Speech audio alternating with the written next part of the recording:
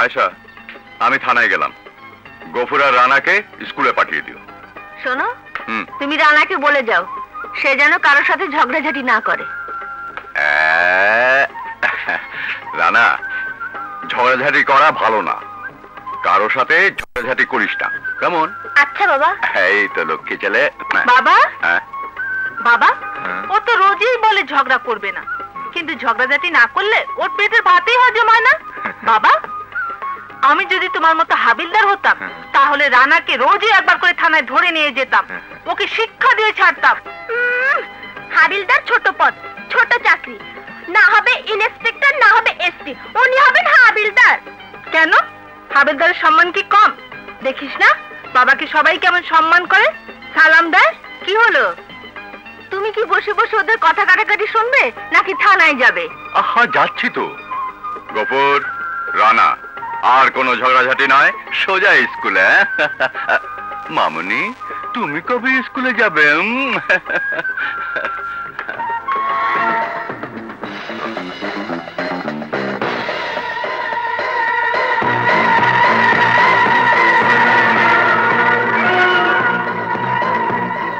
আরে, ওরা তো স্মাগলিং করছে।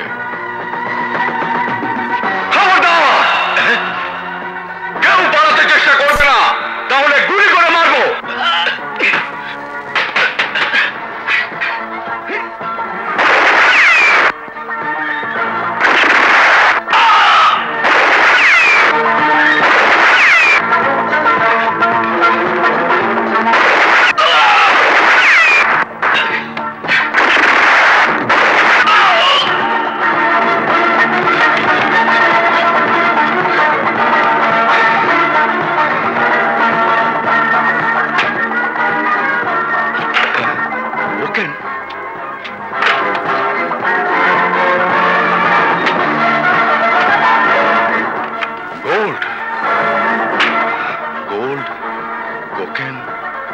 এতগুলো মাল একা নিয়ে যাই কি করে?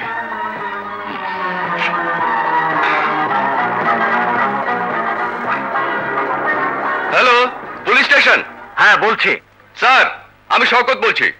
হিমছড়িতে আমি একদল স্মাগলারের মাল আটক করেছি, প্রচুর স্বর্ণ অন্যান্য জিনিস। আপনি এক্ষুনি কিছু ফোর্স পাঠিয়ে দিন, এখানে থাকা বিপজ্জনক। তাছাড়া আমার গুলিও ফুরিয়ে গেছে। ঠিক আছে, তুমি ওখানেই থাকো, আমি এক্ষুনি আসছি।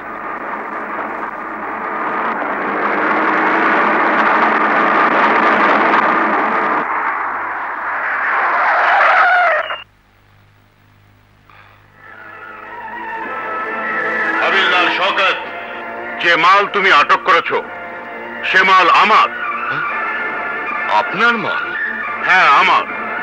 ওই মাল তুমি ছেড়ে দাও, বিনিময়ে আমি তোমাকে 5 লাখ টাকা দেব, যা দিয়ে তুমি তোমার সারা জীবন কাটাতে পারবে। হারামের টাকা খেয়ে হারামিরা বাঁচে, ভালো মানুষ নয়। হাবিলদার, তোমার মতো ভালো মানুষ দুনিয়াতে বেশি দিন বাঁচতে পারে না। তাই যদি মরতে না চাও তাহলে আমার জিনিস আমাকে ফিরিয়ে দিয়ে এখান থেকে চলে যাও। না, এলাকার প্রধান হয়ে তুই অনেক পাপ করেছিস, অন্যায় করেছিস।